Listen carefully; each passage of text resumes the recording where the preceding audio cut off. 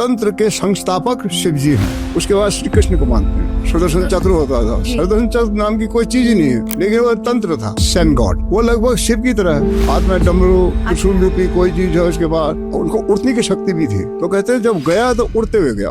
अंग्रेज आए यहाँ तंत्र विद्या को ढूंढने के लिए वो तिब्बत गए।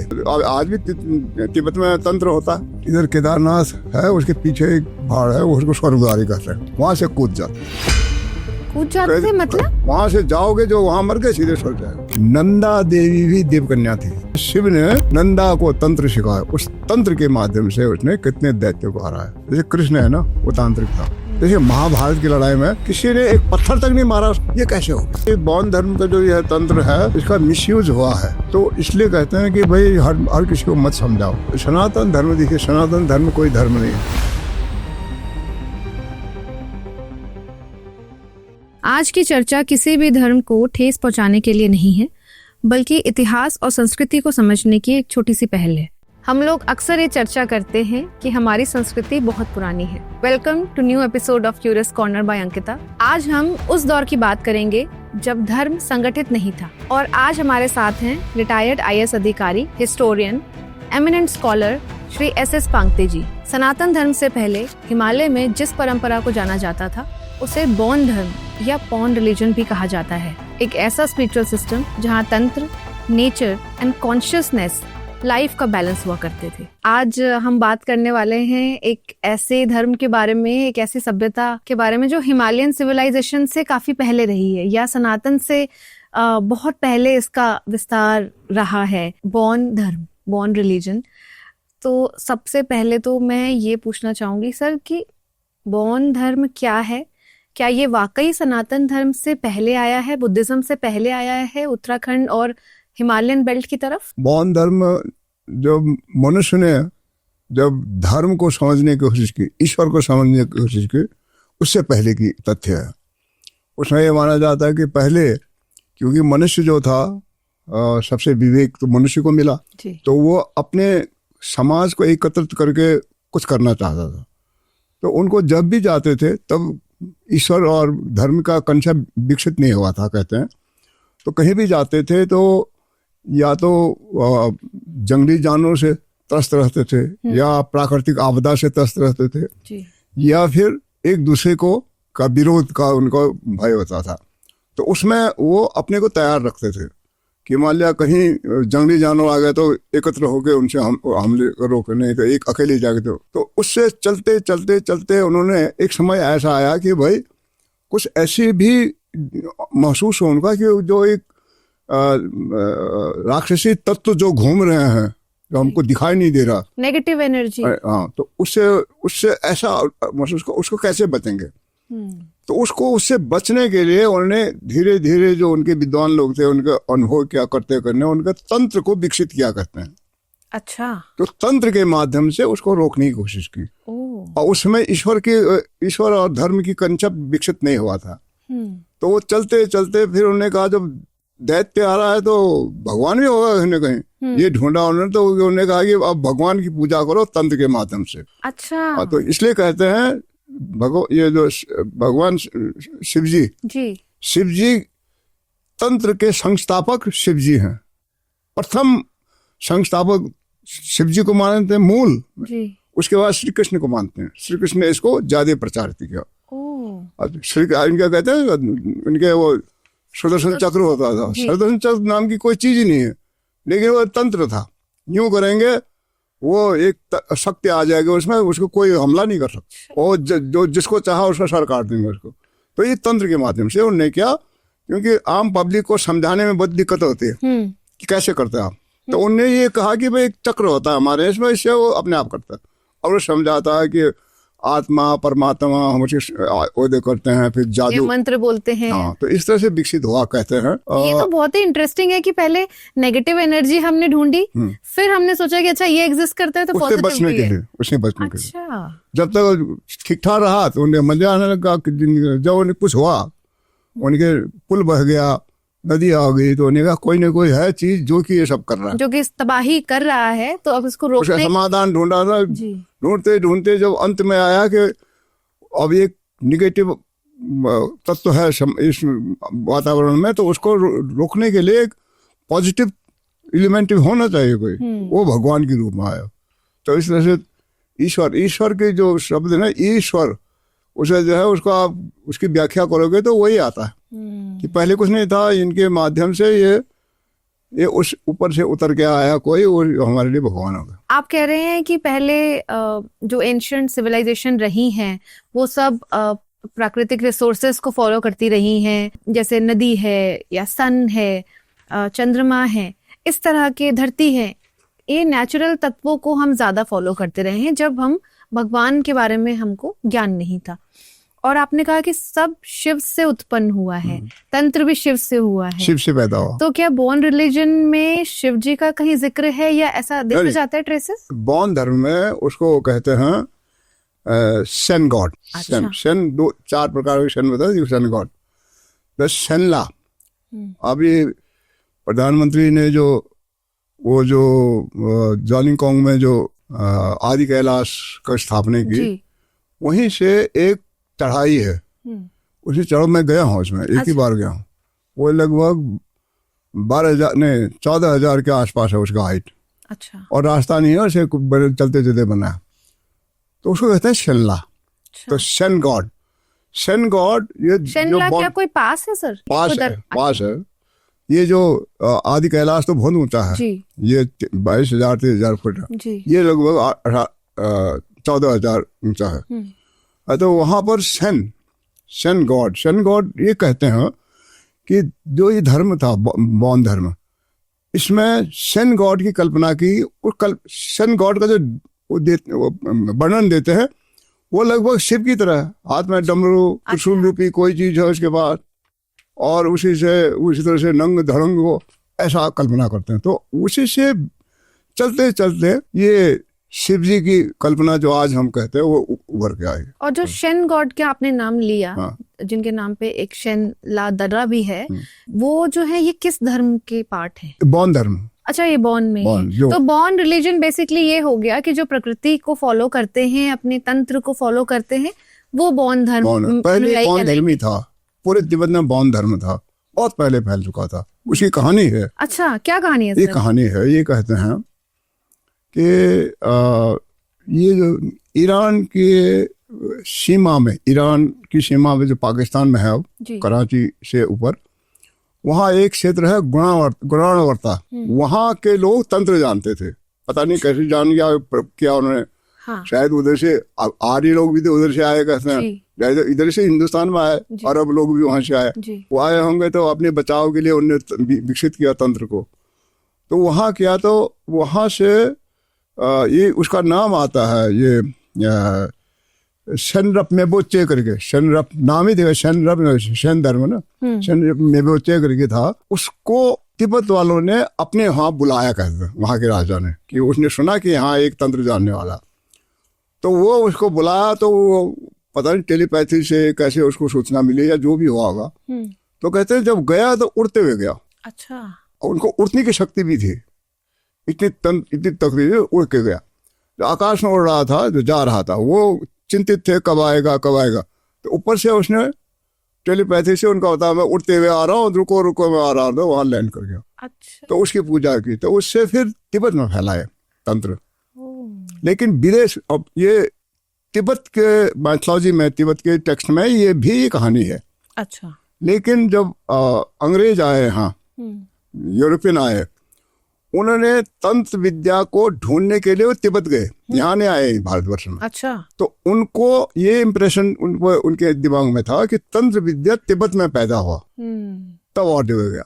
लेकिन तिब्बती ग्रंथों में स्वयं कह रहे हो नहीं, भारतवर्ष से यहाँ से गुणावर्ता से आया, कराची के बाद जो गुणावर्ता था, इसलिए कराची इंडिया का पार्ट हुआ करता था, आज तो पाकिस्तान इंडिया का पार्ट था जी। तो वहाँ गुणावर्ता करके उसको उस क्षेत्र का नाम है। आज भी कराची के नजदीक एक शहर है गुनावारो करके, देखो शब्द का देखो, गुनावारो एक शहर, छोटा सा शहर है। तो मेरे अनुसार उसी गुनावारो से, गुनावर्ता से गुनावारो निकला। अच्छा। तो वो गया वहाँ, तो उसने तंत्र विद्या वहाँ सिखाई। अब ये तो तिब्बती ग्रंथ में भी ये कह रहे हैं, लेकिन अंग्रेजों ने कहा नहीं, पहले तिब्बत में हो फिर यहाँ आया। तो मैंने उनको कहा कि क्योंकि ये अंग्रेज जो आए भारतवर्ष में नहीं आए, इन्होंने इसको खोजने की कोशिश नहीं की, इन्होंने सीधे सीधे वहाँ के, आज भी तिब्बत में तंत्र होता है, हमारे यहाँ भी होता है तंत्र, आपको मालूम है? सर तंत्र क्या होता है? तंत्र है कि वो आदमी ध्यान करता है, ध्यान से ही एक को शक्ति प्राप्त करता है, उससे जिसको चाहा खत्म कर सकता है। अच्छा, ये कोई मतलब कोई टूल है या फिर सिर्फ मंत्रों से दूसरे को डिस्ट्रॉय कर सकते हैं? इसमें यहाँ तक है कि एक तिब्बत का एक बहुत फेमस कहानी है जी। पहले तो सीधा साधा लड़का था, खच्चर चढ़ाता था, करता था, तो बाद में तंत्र सीखा उसने। अच्छा। तंत्र सीखा तो एक बार उसने कहा मैं टेस्ट करता हूँ इसको कि जो मैंने सीखा ये होता है कि नहीं होता। कुछ मंत्र किया, हाँ। और आँख बंद किया, देखा तो कुछ नहीं हुआ। उन्होंने कहा ये बेकार है यार, ये क्या गया। मैंने कहा चलो एक बार और ट्राई करता हूँ। जब दोबारा उसने ट्राई किया, देखा उसने, जो आँख खोला तो इतनी बारिश ओले पड़े कि वहाँ के खेत सब खत्म हो गए। तो तंत्र से हम नेचुरल डिजास्टर में ला सकते हैं। तब उसने किसी ने समझाया, तुमने 2 बार किया, एक ही बार करना था, और इंतजार करते कुछ समय, तो उसका अपना बहुत दिखाता ताकत। तुमने उसे समय दोबारा करते डबल हो गया। अच्छा। तो जो थोड़ा बहुत होता था उसको फिर घर आके जिस उसके चाचा ने उसके पिता की वो हो गई थी, डेथ हो गई थी, उसके चाचा ने उनकी संपत्ति हड़प दी, उससे बदला लेना था। तो मैंने कहा चलो इन पर ट्राई करता हूँ, मैंने बदला लेना। तो गया वहाँ करके वो कुछ किया, तंत्र मंत्र किया। उसके घर में कोई त्योहार, कोई शादी ब्याह कुछ रहेगी, बहुत सारे वो आए थे इन्वाइटेड। उसने वो फूंका और तंत्र, सब 1 सेकंड में सब खत्म हो गए। लेकिन उसने ये कहा, उसने ये ऐसा तंत्र फूंका कि उसका चाचा और चाची जिंदा रहें, बाकी चीजें इन बातें खत्म हो जाए, ताकि वो झेलें इस चीज को, इस दुख को जो मेरे पिता ने, मेरी माँ ने झेला, वो झेलें। ये जो कहानी आप बता रहे हैं, हाँ। इसका लिखित में कोई वर्णन है? वर्णन है, मैं उसी तो मैं अपने मन से थोड़ी बता रहा। और फिर कुछ माइथोलॉजिकल जी कहते हैं, टिप्टोलॉजी। मैंने टिप्टोलॉजी पढ़ी है। अच्छा। हमारा तिब्बत का व्यापार होता था पहले, वो खत्म हो गया जी। सोर्स ऑफ इनकम ये कि वो था तिब्बत का व्यापार। तो क्या करते हैं, तो नौकरी करना जरूरी हो गया। मिडिल स्कूल पढ़ लो, कुछ लिखना पढ़ना जान लो, तिब्बत जाओ व्यापार करो, हाँ, बिजनेस करो। तो खत्म हो गया। तो मैं चीन ने कब्जा कर दिया तिब्बत में। उस समय जिन लोगों को तिब्बती भाषा का ज्ञान हो उनको जल्दी नौकरी मिल रही थी। अच्छा। तो तिब्बती भाषा थोड़ा बहुत तो मैं जानता था जी, लेकिन उसको और ज्यादा पढ़ने के लिए मैं कालिम्पोंग गया। अच्छा, आप कालिम्पोंग गए थे? हाँ, वहाँ मैंने टिप्टोलॉजी पढ़ा। अच्छा। एक धांडो रिम्पोचे हुआ करते थे उनके स्कूल में। कौन से सन की बात होगी? 63-64 का होगा। पर आप ये post Indo Tibet war, Indo China war के बाद गए आप? उसके बाद टिप्टोलॉजी में वो न केवल भाषा सिखाते हैं बल्कि अपना धर्म, अपना इतिहास वो भी सिखाते हैं। अच्छा। वो पार्ट ऑफ देयर कैरिकुलम, वो सीखा हमने। उसी समय चाइना ने कब्जा कर दिया, बिल्कुल पूरा अरुणाचल प्रदेश कैप्चर कर दिया जी। तो इमरजेंसी कमीशन खुल गया तो तब तो मैंने इंटरमीडिएट पास कर लिया था। तो उन्होंने कहा ये बढ़िया मौका है। मैं physically I was very good football player. So वहाँ गया तो सिलेक्शन हो गया। तो गोरखा पलटन में आई वाज सेकंड लेफ्टिनेंट। अरे वाह। तो सरप्राइज, मैं केवल 1 महीना हुआ था मेरे पलटन में। हाँ। आर्मी की तरफ से मुझे 1 महीने का स्पेशल मिशन के लिए भूटान भेजा गया। 1 महीने। Wow. Within 1 month of service? रंग रूट, टोटल ब्रांड न्यू रंग रूट। तो मैं गया, जितना उन्होंने बताया था लिख के लाया। जब मैं वापस आया था उन्होंने कहा नहीं तुम ये लिखो और वो लिखो। मैंने आपने बताया नहीं, मैंने तो जो आपने बताया था लिख के लाया। डिस्टेंस कितना है, कितने पुल है, कितने कैंपिंग एरिया है कि नहीं, ये वो लिख के आ गया। अब बाद में कहने लगा वहां से क्या दिखता है, मेरे कैमरा भी नहीं था तो फोटो खींच के लाया था। क्या दिखता वहां के। तो आप इन्फॉर्मेशन कलेक्ट करने गए थे? हाँ। तो उसमें बाद में फिर याददाश्त से जहाँ फॉर्चुनेटली मैं टिप्टन लैंग्वेज काफी सीख लिया था। और भूटान में जिस तरह से भाग के तिब्बती लोग इंडिया आए, वैसे भूटान में भी आए। अच्छा, रेफ्यूजी वो मिले मुझे। अच्छा। और उनके साथ में तिब्बती भाषा बोलने लगा तो वो खुश हो गए। हाँ। कि एक फौजी भारत का वो भी हमारी तरह है। तो उनसे कई चीजें वहाँ जानकारी मिली, हाँ ये होता है। भाई ये भी सरप्राइज कि वहाँ मैं पांगती लिखते हैं ना, भूटान में एक गांव का नाम पांगती। अच्छा। तो कहने भाई तुम यहाँ कैसे आ गए, तुम हो ना, ये गांव का नाम है, यहाँ से गए हो तुम लोग। मैंने कहा नहीं, ऐसा भी हो सकता है उधर से यहाँ आए, किसने बताया। अच्छा, ऐसे आप कनेक्शन ढूंढ रहे होंगे। आज का जो भूटान की जो रानी है उसी पांगती गांव से। लेकिन भूटान का जो राज परिवार है, इनकी कहानी भी वही है। भारतवर्ष से तिब्बत गए, तिब्बत से किसी कारण से भूटान पहुंचे, तो वहां के राजा हो गए। ये वहां के मूल निवासी नहीं है। अच्छा। इधर से गए, उनके इतिहास में लिखा हुआ। हमारे कहानी में भी वही है। हमारे लोगों को आधे लोग भाग के नीचे चले गए, कोई गुजरात, को जहां जहां जगह मिली उनको, वहां मेन स्ट्रीम सोसाइटी में खो गए, मुट्ठी भर थे। लेकिन जो नहीं भाग पाए ऊपर की तरफ गए, तो जो ऊपर को भागे उनके वंशज हम है, क्योंकि वहां गए, वहां से ऊपर तो हिमालय को क्रॉस करना मुश्किल था। तो वहां गए तो और उन्हें था कि वहां जाएंगे, फिर अपने को रिग्रुप करें, फिर लड़ेंगे, फिर आएंगे। फिर उन्होंने देखा ये पहाड़ है, क्या है उसके पीछे क्या है, वहां देखा तो तिब्बती मिल गया। तिब्बतियों के बाद भेड़ बकरी इतने, सबसे बड़ी जो होती है वहां की नमक और सुहागा। नमक और सुहागा पहले तिब्बत से ही इंपोर्ट होता था। सुहागा क्या होता है सर? बोरेक्स। अच्छा। बोरेक्स बहुत कीमती बिकता। और क्या यूज करते थे उस वक्त? ये जो जेवर है ना, जेवर को सोल्डरिंग करने में बोरेक्स इस्तेमाल होता था। अच्छा। और बाद में दवाई में इस्तेमाल होने लगा है। और इसका वो भी होता है जो नमकीन चाय बोलते हैं, उसमें बोरेक्स पीस के भी डालते हैं, कहते हैं उससे बदन गर्मी आते हुए। अच्छा, जाम है। हाँ, हमने पिया हो तो बहुत वो उसका व्यापार किया। तो उन्होंने कहा यार छोड़ो, लड़ने भी क्या फायदा है, वहां जाओ, नमक ले आओ, यहाँ दे दो, यहाँ का अनाज दे उनको दे दो, बीच में अपना नफा। और हम क्या देते थे? ऊन। अच्छा। तिब्बत के भेड़ का ऊन, उसका बहुत डिमांड था, बहुत हाल ही तक। अच्छा। ये आपके जो पंजाब के जो वो थे वुलन टेक्सटाइल की जो कंपनी थी जी। बागेश्वर के मेले में सबसे ज्यादा ऊन आता है तिब्बत से। अच्छा। तो अंग्रेजों ने उस समय लिखा Bageshwar is the biggest wool Mandi in north India. तिब्बती भेड़ के जो स्टेपल होता है ना, भेड़ की जो लंबाई, अच्छा, वो बहुत लंबा होता है, लेंथ बहुत लंबा। हाँ, लेंथ बहुत होता है। उसके स्टेपल जो है लंबे होते हैं, उसमें काटने में आसानी होती है। अच्छा। लदे हुए घोड़े बकरी को लेके 18,000 फीट के पास को क्रॉस करने जाना पड़ता था। एक तो 18,000 था, बाकी दो उसके आगे पीछे थे, उसको भी एक दिन में क्रॉस करना पड़ता। अच्छा। 17,000 प्लस 17,000 प्लस 2 और 18,000 प्लस बीच में, एक ही दिन में क्रॉस कर गए, बीच में फंस गए और खतरनाक खासा बर्फ पड़ गई तो फंस गए। फिर न इधर जा सकते हो न इधर जाओ, और वहाँ न पानी मिलेगा न खाने को मिलेगा। तो रात में, आधी रात में उठ के तैयार करके चल देते थे, चलते रहे जब तक वो आखिरी क्रॉस नहीं हुआ। कुंगरी बिंगरी कहते थे। वहाँ एक आता स्नो ब्लिजार्ड बहुत आता था जी। हवा के साथ बर्फ जो फ्रेश स्नो है ना, उसको भी उड़ा के ले जाएगा। अच्छा। और उस स्नो ब्लिजार्ड में अगर आप फंस गए, लदे हुए घोड़े उड़ा के कहाँ गए, कहाँ पटक गए।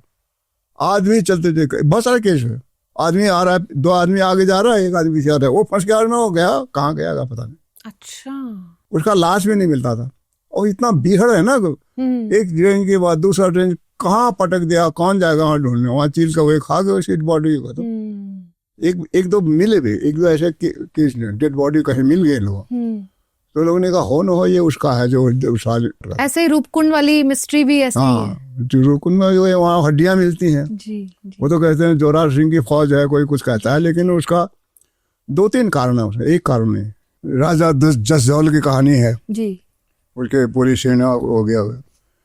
और एक है वहाँ हमारे उत्तराखंड में आज भी है, लोग यात्रा करने जाते थे हिमालय की तरफ, तो आत्मसात करने ले जाते थे। जैसे यहाँ स्वर्गद्वारी एक जगह है केदारनाथ में, एक पहाड़ है जी। तो इधर केदारनाथ है, उसके पीछे एक पहाड़ है, उसको स्वर्गद्वारी कहते हैं। वहाँ जाते थे, वहाँ बिल्कुल वह है क्लिफ हेड, वहां से कूद जाते थे। मतलब कहते यहाँ स्वर्ग द्वार है, वहां से जाओगे जो वहां मर गए सीधे स्वर्ग जाएगा। एक तरह से सुसाइड पॉइंट बना लिया था।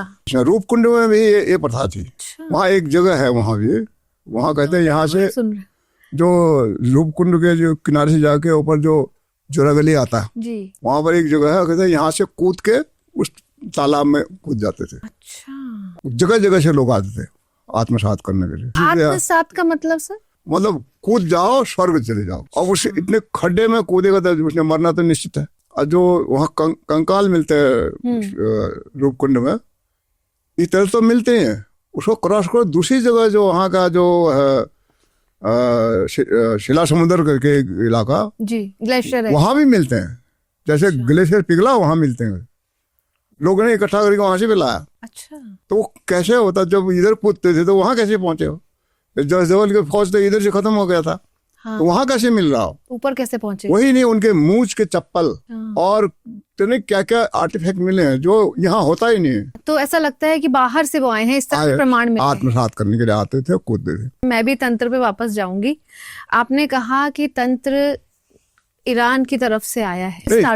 ईरान में नहीं, ईरान से लगा हुआ भारत का, हाँ, भारत का एक हिस्सा था जहाँ से ये तंत्र की उत्पत्ति जब वहीं से पैदा हुआ था। वहाँ कहते हैं, वहाँ के ईरान से उस इलाके जो के लोग, वहाँ के वो जो भाषा बोलते हैं वो तिब्बती भाषा से मेल खाता है। अच्छा।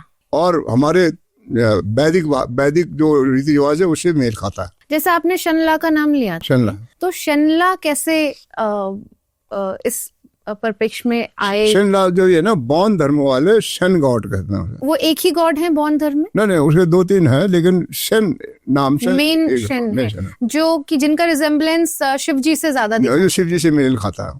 इसमें एक चीज और है ना, जो रिसर्च करने वाले विद्वानों ने माना है, उसका फाउंडर तो शिव जी है और उसके बाद कृष्ण है। लेकिन कहते हैं एक स्त्री प्रजाति है, देव कन्याएं होती ना उसमें भी, उन देव कन्याओं ने उस तंत्र को वो अध्ययन किया, प्रैक्टिस किया, उन्होंने फैलाया। देव कन्या क्या होती है? देव कन्या जो होती है, जो मंदिरों में चढ़ा दी जाती है। अच्छा। आपको ताजुब होगा है सुन के, मैं बहुत जगह नहीं बताता हूँ कि कोई पीटने को ना आए। नंदा देवी भी देव कन्या थी। अच्छा। मंदिर में चढ़ाए, वो कहानी है ना। कंस ने कृष्ण की जगह नंदा मिली उसको जी, तो उसको शैल शिला में पटक दिया करके आता ना जी। तो उसको पटकने के 2-3 माने होते। तो पटकने मतलब मारा नहीं, पटकने मैंने भेज दिया। अच्छा। शैल शिला मैंने, जहाँ शैल शिला ऐसा भयंकर था जहाँ जिंदा। तो उसने देखा, ये ग्रंथों में जिक्र आता है, जो उसने देखा लड़की है, तो कोने क्या हुआ, है तो उसी औलाद तो उसी की है जी, मैं इसको भेज दूँ। फिर उसके मन में आया कि महिला हत्या तो बिल्कुल वो है ब्रह्म हत्या की तरह है, मतलब है तो एक कन्या है लेकिन है तो महिला, तो महिला हत्या का पाप लगेगा और नहीं कर पाया। तो उसने उसको कहा कि इसको भेज दो, बिहड़ों में भेज दो, वहीं भटकते हो अपने आप मरेगी। और फॉर्चुनेटली उसको शिव जी मिल गया, उसे शादी कर ली। तो और तांत्रिक शिव ने फिर तंत्र सिखाया। अच्छा, ये है शिव ने नंदा को तंत्र सिखाया। उस तंत्र के माध्यम से उसने कितने दैत्य को हराया। कृष्ण तो मजे में रहा अपना जी, और कभी कहाँ राजा बन गया हो। और उसकी बहन जिसने उसके जीवन दान दिया था, क्या नंदा शिव, आप कह रहे हैं कि श्री कृष्ण की बहन है? ये कहानी है ना। जब देवकी की शादी उसे हुआ वसुदेव से जी, कंस जो उसकी अपनी बहन को पहुंचाने जा रहा था, आकाशवाणी हुई कहते हैं कि अरे तू मूर्ख, तू क्या है, इसी के बच्चे के हाथों से, इसी के पुत्र के हाथों से हत्या होगी। तो एक बार उसके मन में आएगा मैं इसको मार दूंगा, यार मेरी बहन है, मैं इसकी हत्या करूं तो बहुत पाप लगेगा मुझे।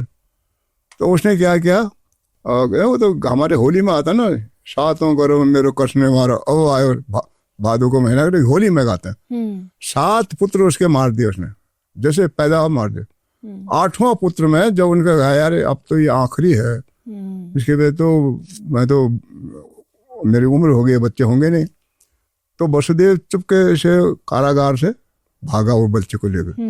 तो कहानी है कि वो गया सीधे वहाँ नंद के घर में, नंद के घर में ये नंदा पैदा हो रखी थी बच्ची, उसको वहां रख गया और उसको लेके वहां रख दिया।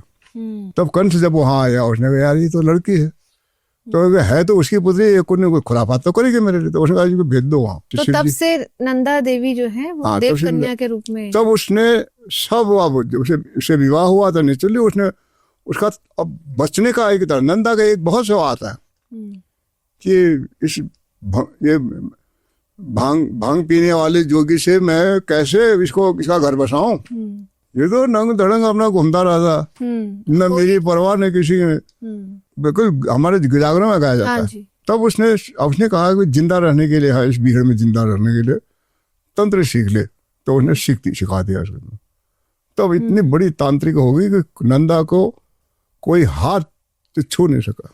वो कितने दैत्य को मारा, उसे आता है ना शास्त्र में। क्या हमारे जागरों में इस चीज का वर्णन है कि नंदा देवी को भी एक तरह से तंत्र विद्या में महारत हासिल थी? नहीं, है ग्रंथों में जिक्र है। हाँ, खैर ये तो नहीं है कि उससे सीखा उसने, पर जागरों में ऐसा है, जागरों है कि नेचुरली और सिखाया उसने, फिर कहा होगा मैं ऐसे बीहड़ में जिंदा रहने के लिए मैं कैसे जिंदा रहूंगी। पर आपने बहुत इंटरेस्टिंग एक कहानी जो बताई कि श्री कृष्ण और नंदा देवी समकालीन रहे हैं, क्या वाकई में ऐसा है? क्योंकि ये तो बहुत ही इंटरेस्टिंग है। बहुत नंदा देवी बहुत रिसेंट ग्रंथों में है ना, नंदा देवी तो बहुत रिसेंट है, मतलब पर्वत नंदा देवी का ये है ना, जो सतयुग में वो सती माया, त्रेता युग में हुई पार्वती और द्वापर युग में हुई नंदा। ये शक्ति के 3 अवतार है। लेकिन सती को और पार्वती को शैव की शक्ति मानते हैं और नंदा को वैष्णवी शक्ति मानते हैं। अच्छा, ऐसा कृष्ण वैष्णव था ना, और कृष्ण की बहन हुई, बहन के रही तो उसे वैष्णव ही हुई। अब देखो 2 बहनें शैव और तीसरी बहन वैष्णवी, और वो बहनें थी। तो इसमें ने लिखा है, बहुतों ने लिखा है इसको, मैंने भी लिखा इसमें। तो हो सकता है हमारे ग्रंथों में यह आता, शैव और वैष्णवों में युद्ध होता रहा, पहले आपस में लड़ते रहे, बिल्कुल युद्ध हुआ। तो अब एक समय आया कि भाई लड़ने से क्या फायदा, हम आपस में क्यों लड़ रहे हैं, हमको दैत्यों से लड़ना है। तब नंदा को बीच में लाया गया, तो इंटरकास्ट मैरिज कर दिया ना। अच्छा, इंटरकास्ट मैरिज कर दिया तो दोनों में एकता हो गई, रिलेशन बना दिया। तब नंदा के लिए बहुतों ने लिखा है कि नंदा ने मनुष्य के समाज को बचाने के लिए बहुत सबसे ज्यादा काम किया, सैक्रिफाइस सबसे ज्यादा। तो वैष्णव और शैव धर्म के लोगों को एक करने के लिए नंदा का रोल बहुत बड़ा, इसलिए कृष्ण भगवान के लिए भी लिखते हैं। अच्छा, इसने भी वैष्णव और शैव कल्ट को एक करने का बहुत बड़ा काम किया, तब से वो एक हो गए। ये माना जाता है एक जात थे देव कन्या होती, ब्रात्य कल्ट कहते, ब्रात्य कल्ट के औरतें। अच्छा, उसके 7 अलग अलग रूप हैं, बहुत विस्तार से वर्णन आता है ग्रंथों में। तो ब्रात्या कल्ट के जो महिलाएं थी वो देव कन्याएं होती थी। अच्छा, वो किसी से विवाह नहीं, विवाह करेंगे तो किसी जोगी से विवाह करेंगे। और ये किस रीजन में होते थे? अब ये कहाँ रहे होंगे ये थोड़ी वर्णन है। और ये बॉन का पार्ट थे? उन्हें ये लिखा है कि ये तंत्र तो बॉन का पार्ट था जी। तंत्र की उत्पत्ति शिव ने की, लेकिन उसको साधा इन्होंने और इसका प्रचार किया इन्होंने, क्योंकि इनको और कोई शक्ति नहीं थी। उन्होंने कहा शिव जी को मानो। तब देखिए हमारे यहाँ जो वादी वादन होते गढ़वाल में, कुमाऊं में भी होते हैं वादी वादन, ब्रात्या से शब्द से वादी वादन निकला होगा।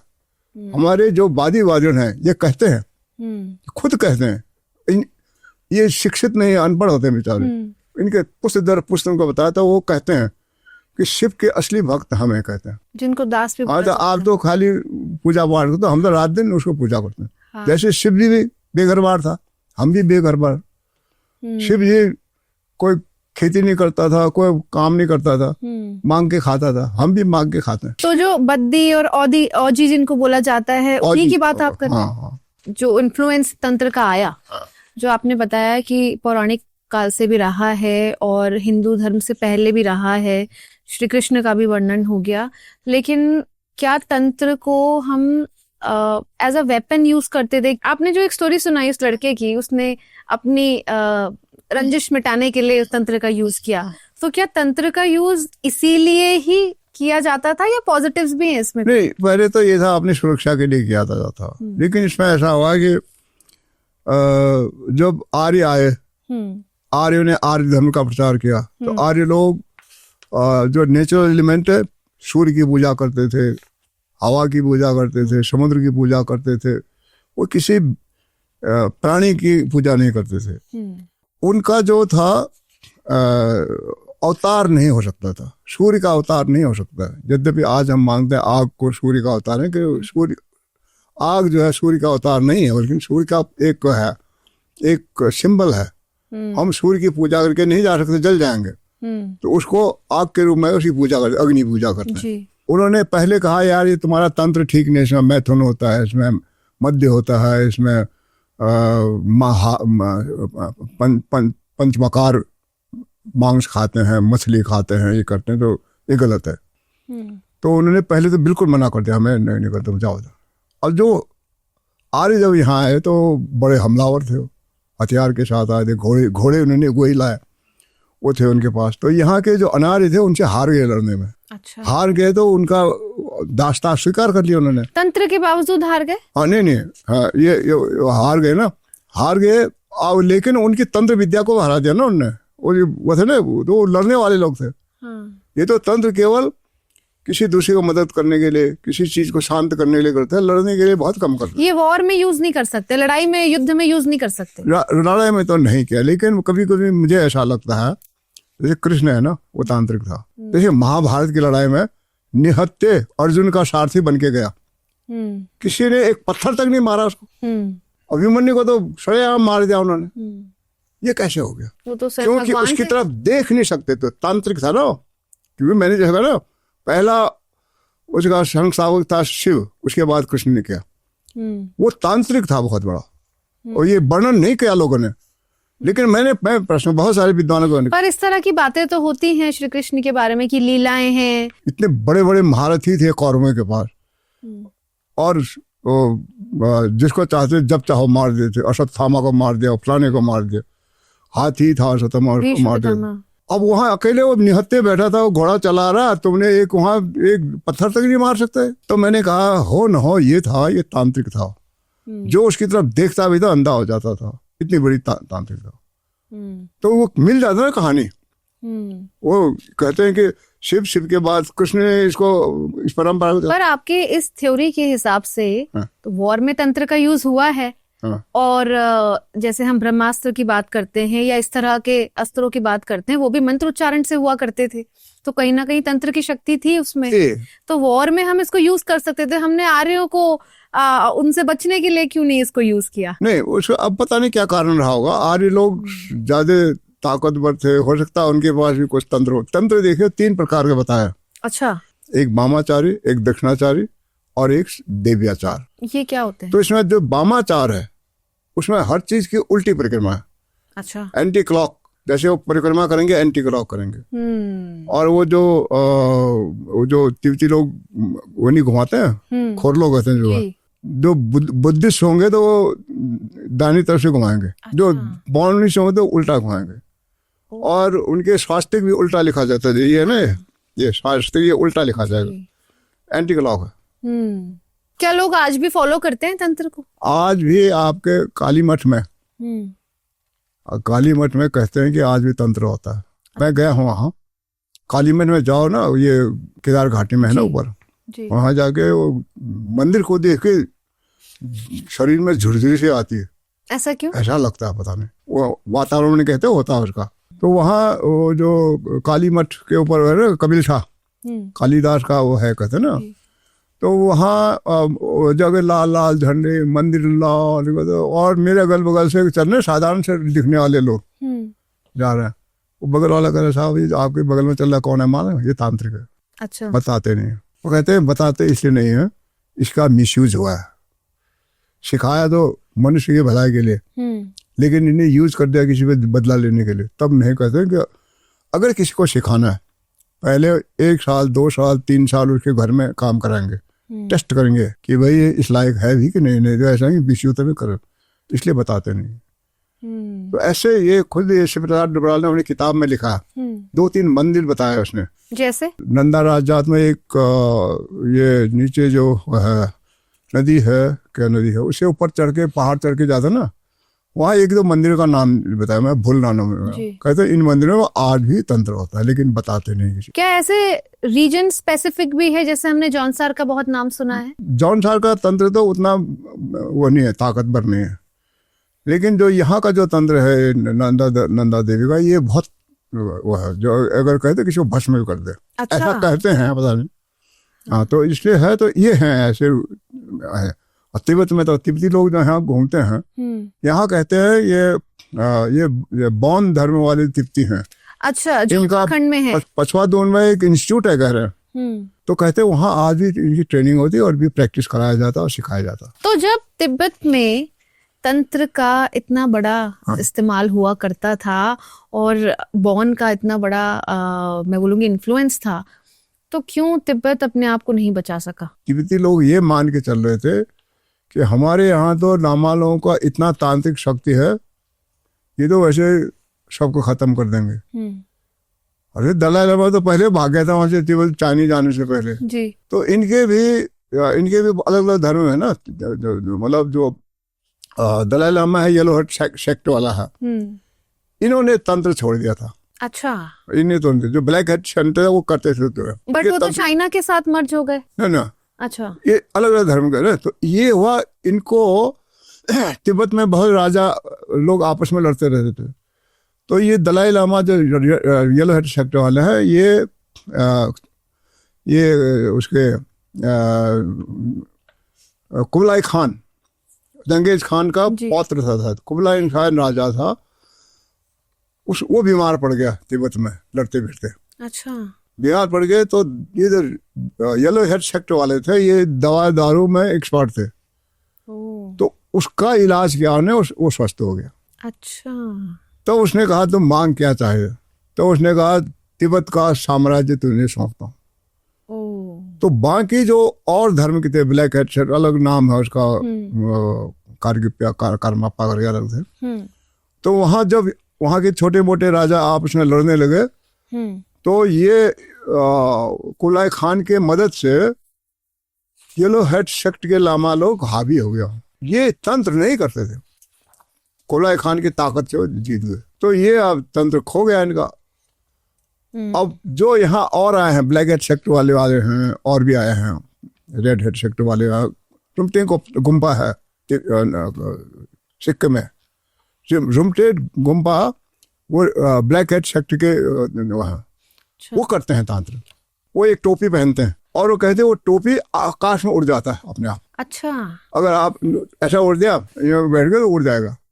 तो क्या करते, जब बैठता है ना, एक हाथ से पकड़े रहते। अब क्या करें, और रात में तो सोने उतारना ही पड़ेगा, उतार के थैले में डालते हैं। हाँ। फिर उसको बांधते हैं, फिर लकड़ी के बक्से में रखते हैं उसको, फिर बाहर ताला लगाते हैं। अच्छा। ये क्यों कर रहे हो, नहीं तो उड़ जाएगा। सर, बौद्ध धर्म इतना पुराना है और हिमालयन बेल्ट पे बहुत इन्फ्लुएंस रहा, तो सिर्फ उत्तराखंड में या फिर और भी स्टेट्स में ये इसका इन्फ्लुएंस देखने को मिलता है? तिब्बत में तो था ही, और उधर तिब्बत से लगा हुआ जो चाइनीज ये लगा, वहाँ भी था कहते हैं पुराने जमाने में, और वो धीरे धीरे वो खत्म हो गया उसमें, लेकिन लिमिटेड ताकत हुआ ना इसका। और ये बाकी जगह क्यों नहीं फैल पाया? और नहीं फैला होगा, मैं बताया नहीं आपको, एक समय में बाकी कंट्रीज में इतना फैला। बाद में एक कहीं मैंने पढ़ा है इसको, ये जो अंग्रेजों ने भी अपनाया, गिरजाघरों में क्या ये उन्होंने अपनाया। अच्छा। अपनाया, लेकिन उसका मिसयूज हो गया उनके, क्योंकि इसमें जो दूसरे को वशीकरण कर दिया, आपने बस में कर लिया और उल्टे सीधे काम करा, तो आपस में फिर इनके जो थे पादरी लोग थे, इन्होंने वो किया, अब कोई इसको नहीं करेगा, छोड़ दो इसको। सर, मुझे रिचुअल्स के बारे में जानना है। बौद्ध रिलीजन के रिचुअल्स क्या हैं? तंत्र के रिचुअल्स क्या होते हैं? जैसे आपने बोला कि स्पिरिट को वश में कर लिया, इस तरह के और क्या क्या रिचुअल्स होते हैं? अब रिचुअल तो इनका क्या है, एक तो वो चलते चलते पढ़ते रहे, जैसे ये ना ओम मणि पद्मे होम, आपने नाम सुना होगा, जो बुद्धिज्म में ओम मणि पद्मे होम जो रटते रहते हैं, ओम मणि पे में, ये तंत्र का मंत्र है, तंत्र विद्या का मूल मंत्र ये है, उसका एब्रिविएटेड रूप है। इसका क्या मतलब है सर? ओम मणि पद्मे, ये वही है, वो जो मणि के दो दो दो होता है। लोग ने उनका लिटल मीनिंग लिखा था, jewel in the crown, crown लिखा है ना, और ज्वेल भी होता है, मणि माने ज्वेल भी हो, जो ज्वेल जी। लेकिन कोक शास्त्र में लिखा है जो पुरुष का जो जननांग होता है, उसका टॉप का जो भाग है, उसको भी मणि कहते हैं। अच्छा, क्योंकि ये तंत्र की विद्या हासिल होती है। तो मैंने कहा कि वो मणि नहीं है, असली मणि तो उसको कहा गया, उसके वो करो, मंत्र पढ़ो, और पता नहीं मंत्र क्या क्या करते होंगे, तो वो शक्ति मिलती। वो जो तांत्रिक जो एक्चुअली इट वाज एक प्रैक्टिस टू गेट पावर, ये था। तो सर रिचुअल्स जैसे हमारे उत्तराखंड में भी होते हैं कि देव को बुलाना या फिर मंत्र उच्चारण से मसान भगाना, इस तरह की जो चीजें होती हैं, क्या बॉन का इन्फ्लुएंस है ये? लगभग सिमिलर है। जैसे हमारे यहाँ कहते हैं ना, जब आदमी मरता है तो बैतरणी पार करने में गाय का पूंछ पकड़ना है, तो लगभग ऐसी प्रथा तिब्बत में भी है। अच्छा। अब मैंने कहा यार ये क्या है, गाय का पूंछ, घोड़े का पूंछ क्यों नहीं पकड़ते हो? जब हम निर्वाण की तरफ चलते थे, संन्यास ले लिया, तो कहाँ जाते थे? कैलाश जाते थे तपस्या करने। कैलाश, शिव जी तो खुद कैलाश, तब कहते हैं वहाँ वो जो कैलाश तो है ही है, उसके अलावा जो विद्याधर जितने थे वहाँ जाते थे। तो वो जाते थे अंत में स्वर्ग जाने के लिए कैलाश जाते थे। कैलाश जाने का मतलब था कभी वापस नहीं आना। अब तिब्बत जाएंगे तो कैसे जाएंगे, वहां तो बर्फ है। तो चंवर गाय का पूंछ पकड़ के जा सकते हैं। अच्छा। तो देखो उसका ये अर्थ का अनर्थ लग गया, लेकिन उसका इंटरप्रिटेशन निकालो तो बिल्कुल सही निकलता है। उस युग में जैसे कहते हैं, जो मैं कह रहा हूँ ना कि यहाँ स्वर्ग द्वार है, वो निर्माण के लिए लोग यहाँ आते थे कि यहाँ कूद जाओ, यहाँ से स्वर्ग जाओ। उसी तरह कैलाश चले जाओ, वहाँ बर्फ में गल जाओ, खत्म हो जाओ, सीधे स्वर्ग जाओ, तो वहाँ जाते थे। तो कहा गया चंवर के पूंछ पकड़ के जहाँ तक जा सकते जाओ, और उसके बाद सीधे स्वर्ग जाओगे। जब उत्तराखंड में सनातन धर्म नहीं था, जब आदि शंकराचार्य इस तरफ नहीं आए थे और सनातन धर्म का इतना इन्फ्लुएंस नहीं हुआ था, तब उत्तराखंड में क्या प्रैक्टिसेस हुआ करती रही होंगी? नहीं, जो सनातन धर्म, देखिए सनातन धर्म कोई धर्म नहीं है। ये जो राष्ट्रपति थे, सेकंड राष्ट्रपति, तो उन्होंने लिखा है Indian religion is a science of religion. ये धर्म नहीं है, अपने आप में खाली धर्म नहीं है।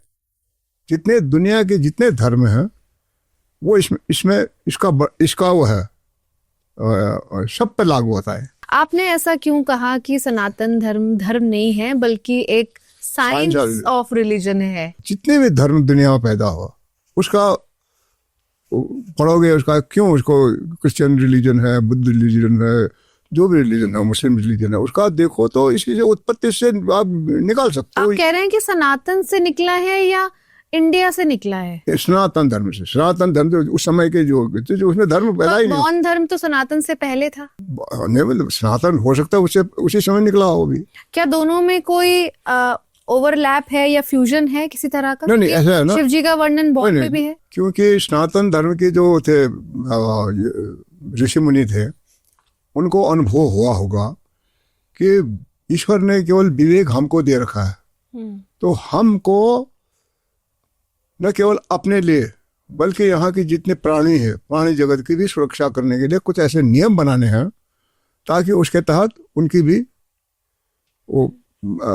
भी बचाव हो जाए। और वरना देखो, हमारे घर में बैल भी होता है, गाय भी होता है, घोड़े भी होते हैं, कुत्ते भी होते हैं, आराम से रहते हैं। जंगल में कहाँ होते हैं? जंगल में शेर भाग तो किसी को नहीं रखता अपने साथ, वो तो सीधे खा देता है। तो वो उसको सनातन धर्म कहा गया। मतलब एक मानव व्यवस्था, मानव की एक व्यवस्था ऐसी होनी चाहिए जो सबकी रक्षा करे। प्राकृतिक से खेती करते हैं हम लोग। अब किसने सिखाया है खेत में बीज डालो होगा? अरे जंगल में फल होता है वही खा लो। तो उन्होंने कहा नहीं, ऐसे तो बहुत कम पैदा होगा। तो उन्होंने खेती का कंसेप्ट डेवलप किया। तो मनुष्य ने अब वो खेती केवल अपने लिए नहीं किया, जानवरों के लिए भी किया। अब वहाँ से आप अनाज लाओ तो जानवरों को तो खिलाते हैं। हम उत्तराखंड में जागर और देवता बुलाना और इस तरह की परंपराओं को आज भी फॉलो करते हैं, तो क्या सनातन का पूरा इन्फ्लुएंस हमारे ऊपर नहीं है और बॉन हम अभी भी कुछ कुछ तरह से फॉलो करते हैं, बस हमें पता नहीं है? बोले मैं कह दूं, क्योंकि बौद्ध धर्म का जो यह तंत्र है ये इसका मिसयूज हुआ है, बहुत जगह मिसयूज हुआ है। तो इसलिए कहते हैं कि भाई हर किसी को मत समझाओ और किसी को मत बताओ, पहले उसको टेस्ट लो, ये कोई मिसयूज तो नहीं करेगा। अच्छा। महाभारत है, महाभारत की जो कहानी है वो क्या है, वो भाइयों के आपसी कलह का तो कहानी है वो, लेकिन वो इतना बड़ा बना दिया उसको, क्यों? मनुष्य को समझाने के लिए कि तो आपस में लड़ते ले तो पूरा वंश तुम्हारा खत्म होगा। आज कौरव पांडवों का वंश कहाँ है, कोई जानता है? कुरुवंश कहाँ है? कुरुवंश आज कोई जानता ही नहीं। सर, बॉन में मंत्रों का सिंबल्स जैसे जो चिन्ह है, ये ना, इनका क्या महत्व है? ये तंत्र 3 प्रकार के, एक तो है वामाचार, एक है दक्षिणाचार, एक राइट हैंड है, एक लेफ्ट हैंड है, तो एक है देव्याचार। तो इसमें जो शिवालयों में देखो, शिवालय में शिव दोनों मानता है, दोनों धर्म उसको मानता है। तो शिवालय में आप जो परिक्रमा करते हैं उसमें आपको 2 परिक्रमा करना पड़ती है। जहाँ से वो जो शिवलिंग बना है उसे पानी निकलता है, तो जलेरी से वो पानी बाहर निकालता है ना, वो कहते हैं गंगा है। तो जाओ, इधर से जाओ, गंगा को लांग नहीं सकते, वापस आओ 2 बार, उल्टा भी सीधे भी, राइट हैंडेड हुए भी लेफ्ट में। तो ये इसको कहते हैं देव्याचार। अच्छा। मतलब जो लेफ्ट हैंडेड हुए है जो तंत्र है उसमें तो एक की तरफ परिक्रमा होगी, जो राइट हैंडेड हो उसको भी एक ही तरफ होगी। लेकिन अगर इस तरह से मानोगे शिव को दोनों, तो आपको दाहिने से भी बाएं भी से करना पड़ेगा। और डायरेक्शन का भी कोई महत्व है? डायरेक्शन वही है ना, दाहिने हाथ से अब ऐसे। मैंने एक है ना, कदाचित जो वामाचार जो है पहले विकसित हुआ होगा। क्यों? हमारे हिंदू धर्म में एक सूर्य नमस्कार का भी वह पड़ता है, सुबह सुबह उठ के आप सूर्य नमस्कार करते हैं। सूर्य कहाँ से उगता है? पूरब से। आप पूरब की तरफ मुख करके उसे करोगे, जब पूरब करोगे तो आपके बाएं हाथ की तरफ को आने का शिव जी का इलाका है। आपने सूर्य नमस्कार किया, फिर यात्रा निकल गए कैलाश की, कहाँ जाओगे? बाएं हाथ की तरफ, तो वो वामाचार हो गया। कदाचित ये इसका कारण होगा। अब उसका कहते हैं कि ऐसा नहीं करोगे तो ये हो जाएगा, पता नहीं होता ही नहीं है, लेकिन ये थोड़ा बहुत आइडिया लगा के ऐसा लगता है। सर, जब यहाँ पे लोग बॉन फॉलो करते रहे होंगे और जिस वक्त आदि शंकराचार्य जी इधर आए, तो यहाँ पे एक ट्रांजिशन हुआ होगा। हाँ, शंकराचार्य भी मूल रूप से तांत्रिक थे, उनकी कहानी आती है। तो फिर वो नालंदा विश्वविद्यालय में उन्हें स्थापित किया गया क्या, तो उन्होंने फिर दोनों थे वो, मतलब वो तांत्रिक भी थे और वैदिक ज्ञान भी, वैदिक धर्म मानते थे। तो उसका आता है जो तिब्बत में वो अत्याचार हुआ, तो वहाँ जाके उन्हें वहाँ के तांत्रिकों को उनके तंत्र में हराया। जो शुरू में जो गए थे, जो भारतवर्ष से जो तिब्बत में ये आर्य धर्म का प्रचार करने लिए गए थे, वो सफल नहीं हुए, क्योंकि वहाँ के जो तांत्रिक थे वो एकदम से जादू दिखा देते थे। अभी ये कर दूंगा मैं, तो वो जादू जानते नहीं थे, वो तांत्र नहीं जानते थे। उनको मालूम था कि ये कन्वर्ट हुआ है, पहले तांत्रिक था, किसी वजह से कन्वर्ट हुआ, तो इसको भेजा। पर अगर आदि शंकराचार्य भी तंत्र जानते थे तो वो तिब्बत को इन्फ्लुएंस क्यों नहीं कर पाए? नहीं, तिब्बत नहीं गए ना, लड़ने के लिए, इनको खत्म करने के लिए गए। उनको आता है कैलाश में भी गए, वहां उन्होंने खत्म किया उनको, वो जिक्र आता है ग्रंथ में गया। और उसके बाद लेकिन उन्होंने कभी अपने मतलब के लिए नहीं यूज किया उसको, और सदा उसने ये जो आर्य धर्म है उसका प्रचार किया। तो आपने जैसा कहा कि श्री कृष्ण भी तंत्र जानते थे, शंकराचार्य भी तंत्र जानते थे, और तंत्र एक बेस है। हाँ। तो आज तंत्र का क्या यूज होता है? नहीं, ऐसा है ना, तंत्र इतने आसानी नहीं सीख सकता आदमी, उसके बहुत सारे प्रतिबंध है। आपको ब्रह्मचर्य का पालन करना पड़ेगा, आपको इतने बजे उठ के नहाना पड़ेगा, वो करना पड़ेगा, ध्यान करना पड़ेगा, ध्यान करे हुए वो जितने भी योग होते हैं वो करना पड़ेगा। उसमें अब योग करके ध्यान करना पड़ता था, हम योग करते हैं, तो पता नहीं ध्यान योग कैसे करते हैं। वो योग करके कहते हैं वो त्राटक करते हैं, क्या करते हैं, तो वो करोगे तब जाके वो पावर मिलता है, कहते हैं। तो उड़ने की शक्ति है, ये है। सर, जो बौन धर्म के रिचुअल्स हैं, जैसे बहुत सारे शमैनिक प्रैक्टिसेस हैं, जागर की हमने बात करी है, स्पिरिट्स को बुलाना या उनसे बातें कर पाना, जैसे जागरों में बहुत सारे ऐसे इंस्ट्रूमेंट्स का यूज होता है, एक वाइब्रेशन फ्रीक्वेंसी कॉज होती है, हीलिंग प्रैक्टिसेस भी हैं। तो क्या ये तिब्बत में भी इस तरह के रिचुअल्स हैं? ये तांत्रिक विद्या है ना, ये जागर जो लगाते हैं तांत्रिक विद्या है। आपने देखा होगा गाँव में अब भी होता है। अब नीचे इलाके में तो लोगों ने छोड़ दिया, ऊपर यहाँ तक कि बद्रीनाथ के मंदिर में भी होता था पहले, हमने आंखों से देखा। वो जो जागर करते हैं ना, ट्रांस में लाना, उसको नचाते हैं, बजाते हैं, डोर थाली बजाते हैं, उसके शरीर में आता है, कहते हैं अवतरित होता है। अवतरित होकर वो अपने आप को भूल जाता है, फिर जो आत्मा उसमें अवतरित हुई है वो बोलता है। ये विद्या है। अब ये विद्या वास्तव में होता है या नहीं होता हम नहीं जानते, तो लेकिन कहते हैं उसे जो तो वो ट्रांस में आ जाता हो, भाव समाधि में आ जाता है, उसमें वो जो बोलता है भविष्य की बात, भूतकाल की बात, भविष्य की बात, फिर पूछते हैं, प्रश्न पूछना पड़ता है उससे। घड़ियाल होता है, वो डोर बजाता है, और थाली बजाना पड़ता है, तो आता है फिर बोलता है, उसको बोलता है, फिर उसको चावल फेंकता है उसके मुंह में, और क्या क्या करता है, गोमूत्र वगैरह से नहलाता है उसको, फिर कहता है तू फलाने है, तू ऐसे किसी बड़े आदमी का, किसी भगवान का नाम था, तू कृष्ण है, तू ये सब कर, तू अर्जुन है, गाड़ी चला है।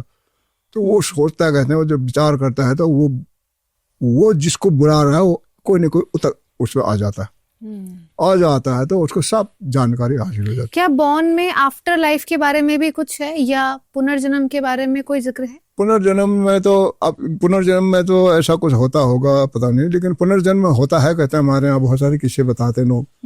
कोई नया बच्चा कोई पैदा होता है, तो वो पुनर्जन्म की कुछ समय तक के लिए, वो कोई जब बच्चा ही होता है, अभी जब उसको दुनियादारी की ज्यादा जानकारी है, उसमें कहते हैं पुनर्जन्म की बातें उसको सवाल हो जाता है बाई चांस। तो कहते हैं एक वो है ना, और बच्चे को जो उसके अवतार आया कि नहीं आती थी, ये लामा धर्म में ये है, जो नया लामा उसको इंस्टॉल करना है, तो पुराने लामा के बहुत सारे चीजों को फैला देते हैं। तो उस समय के 2-3 साल के जो छोटे छोटे बच्चे उनको लाते हैं, तो जो पुराने लामा के चीजों को पहचानेगा वो इकट्ठा करता है, दूसरा नहीं कर सकता।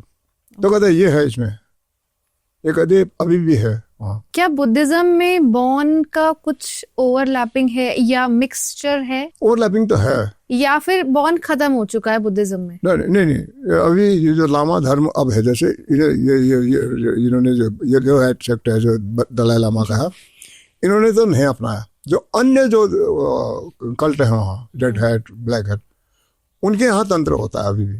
तो अब कोई मुझे कह रहा था कि तंत्र में जादू दिखा सकता है ना, ये तो जादू दिखाते नहीं, तो लोग ज्यादा अट्रैक्ट नहीं होते। उनको तो चाहे कोई जादू ना, और या उसको पूछेंगे मेरा क्या होगा, वो नहीं भविष्यवाणी नहीं करते हैं। अच्छा, प्रेडिक्शन नहीं करते हैं। हाँ, तो लेकिन अब कोई कर रहा है, ये धीरे से प्रैक्टिस करने लगे, ये लोग भी करने लगे, नहीं लोग नहीं आ रहे इनके पास। आप कह रहे हैं कि इंडिया में जो बुद्धिस्ट हैं उनके अनुयायी अब कम होते हैं? उनके यहाँ भी है। ये जो नालंदा का जो विश्वविद्यालय था, तो बहुत बुद्धिस्ट यूनिवर्सिटी थी जी। जैसे उसने लिखा है, सुरेंद्र सैमल्टी ने लिखा है, सुरेंद्र सैमल्टी नाम सुना, उन्हें किताब लिखा। उसने कहा कि जितने भी संसारी हम करते हैं ना, शादी ब्याह में नहीं रहते मंडल, ये कहते सब ये तांत्रिक विद्या के वो हैं, क्रियाक्रम है।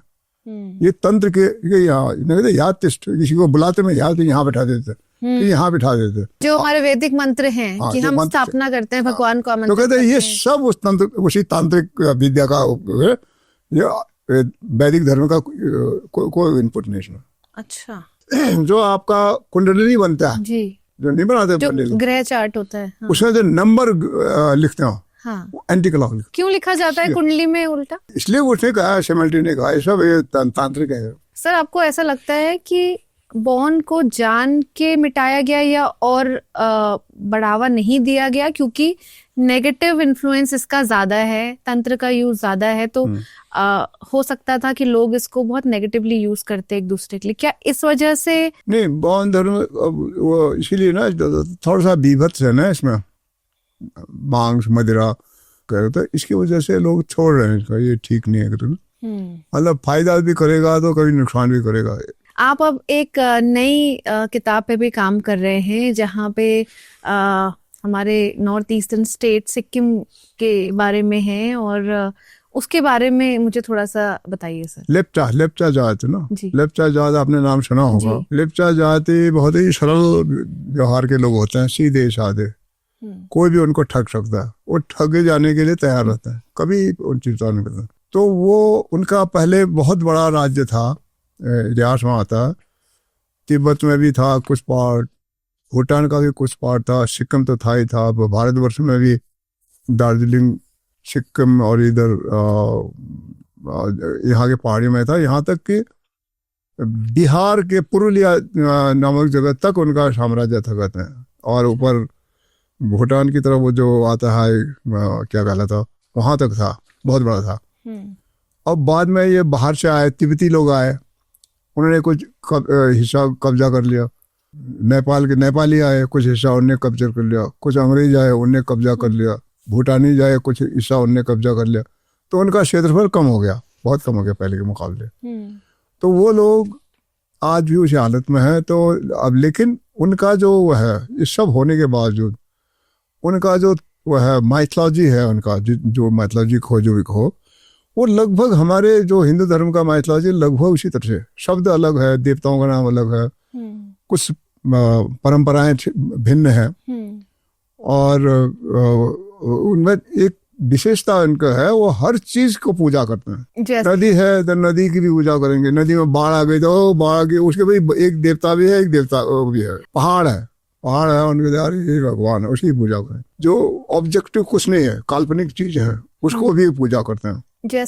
जैसे बुखार आएगा किसी को, अरे बुखार का देवता, उसी पूजा। अच्छा। हाँ, और जैसे कहीं पुल बन गया, पुल टूट गया, अरे ये पुल का देवता। इस तरह की प्रैक्टिसेस तो उत्तराखंड में भी देखने को मिलती हैं। वो ऐसा है ना, जो जंगल में रहते थे, जंगल में शायद ऐसे बचे होंगे। आपको ऐसा नहीं लगता कि जहाँ भी ट्राइबल पॉपुलेशन है आज की डेट में भी, वो आज भी नेचर को ही फॉलो कर रहे हैं, और पुरानी जो सभ्यताएं रही हैं, जैसे इंडस वैली सभ्यता रही है या हड़प्पा मोहनजोदड़ो की बात करें, हर कोई नेचर को ही ये देखो, जो है ना, जो प्राकृतिक जो उसको नेचर को फॉलो करने का मामला है, उसमें कि हमारे यहाँ कहते हैं जब एक पर्टिकुलर एरिया में जाओ, बहुत जोर से बोलना नहीं है जी, हंसना भी नहीं है। हाँ, जो जोर से बोलो तो उसके वो होता है वाइब्रेशन होता है, ऐसा हुआ भी बहुत जगह हुआ। जैसे मान लिया कहीं जा रहे हैं, एकदम से बादल गर जा, वो टूट जाता, बह जाता, तो अपने नजरों से देखा उन्होंने,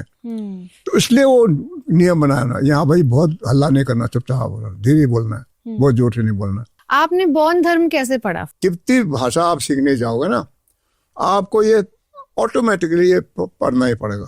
अच्छा, बौद्ध पढ़ाते हैं? बौद्ध धर्म के बारे में बताते हैं, और तिब्बतोलॉजी, उपनिषद, तिब्बत का इतिहास बताते हैं, तिब्बत के राजा महाराजाओं का आपस में जो टकराव हुआ वो बताते हैं, पूरी हिस्ट्री आपको बताते हैं। तिब्बत में पहले जो शिक्षा थी उसमें साइंस नहीं पढ़ाते थे। अच्छा। गणित नहीं बताते थे, और सोशल साइंस वगैरह कुछ नहीं पढ़ाते थे। तो फिर क्या पढ़ाते थे? वो पढ़ाते थे एक तिब्बती भाषा, तिब्बती इतिहास और तंत्र मंत्र के बारे में। अच्छा, बस। आपका मन नहीं हुआ कि मैं भी थोड़ा तंत्र यहाँ सीखूं? तंत्र नहीं सिखाते थे, उसके बारे में बताते थे। अब जैसे नंदा देवी राजदात हुआ ना, इसमें कुछ घटनाएं ऐसी गजब की हुई। जैसे जब मैं यहाँ कमिश्नर हो गया तो इनका वो राज्य अटका हुआ था। उनके जो थे पहले उसके मंत्री थे जो, वो चिट्ठी लिखते रहते थे कि ये राजा की व्यवस्था में होता था जी। तो गवर्नमेंट ऑफ उत्तर प्रदेश को लिखेंगे, कमिश्नर को लिखेंगे, डीसी मजिस्ट्रेट को लिखेंगे, गवर्नमेंट ऑफ इंडिया को, हमारी व्यवस्था कुंभ की तर्ज पर हमारी व्यवस्था कर देते, तब हम राजजात करेंगे। तो जब मैं कमिश्नर हो गया था, मैंने कहा अरे ये तो मैं जिसको ढूंढ रहा था वो आ गया, चिट्ठी आ गई दूसरे दिन, मैंने सीधे यहाँ मीटिंग रखे, नंदा को हम भी पुजारी हैं। इस तरह से आपने अपने कुल देवी की पूजा के लिए सरकार के मुंह देख रहे हो तुम, ये गलत है। अपनी देवता को नहीं पूजोगे क्या? कोई आए ना आए, सरकार मदद करेगी तो ना करे। मैंने कहा मैं तो करूंगा भाई, मैं सरकार को मदद करे न करे, मैं अकेले जाऊंगा, लाओ बकरा मेरे समय, अकेले जाऊंगा, अकेले करके आऊंगा। मैं कह रहा हूँ, मैं जो उसका वजह, तो एकदम सख्त आ गया। मैंने कहा ये आपका ये कहना एकदम, वहां जो और लोग बैठे थे ना, उन्होंने कहा आप बहुत सही कर, ये क्यों रोक रखा है इन्होंने? तो 18वें साल में कर पाया। अच्छा, रुक गया था। 18 साल तक बंद थी यात्रा? 17वें साल तक नहीं, वो जब तक व्यवस्था ना हो जाए कुंभ की तरह तब तक नहीं करेंगे। बस यही एक मांग के चलते बंद? हाँ, यही करेंगे। तो मैंने कहा भैया, फिर मैंने कहा मैं ये नहीं कह रहा हूँ कि हम कुछ करेंगे नहीं, हम कोशिश करेंगे सरकार से जितना अधिक से अधिक फंड मिले उसे कोशिश करेंगे जितना मिल जाएगा। तो इसमें एक वो भी था, एक अंग्रेज था जिन्होंने रिसर्च किया इसमें, विलियम सैक। अरे वहां जब पहुंचे ना हम, अंग्रेजों के लिए मना था, विदेशी नहीं जाएगा, वो भी गया। उसका नाम रखा था क्या नौटियाल। नाम जी। हमारे पहुंचने तक वहां जाकर ना डोर बजा रहा, जागर गा रहा, इतना बढ़िया गा रहा, सब बैठ गए था। मुझे बहुत मजा आया आपसे बात करके। हमने ये एस्टेब्लिश किया है कि कैसे श्री कृष्ण और नंदा देवी का एक रिलेशन है, तंत्र कैसे एक बेस है हमारे सारे रिलीजन का, और कैसे इंडिया एक हब है। सनातन को साइंस ऑफ रिलीजन क्यों बोला जा सकता है। इतनी सारे फैक्ट्स हमने एस्टेब्लिश किए। आई होप हमारे ऑडियंस को भी मजा आया होगा सुन के। बहुत बहुत धन्यवाद सर।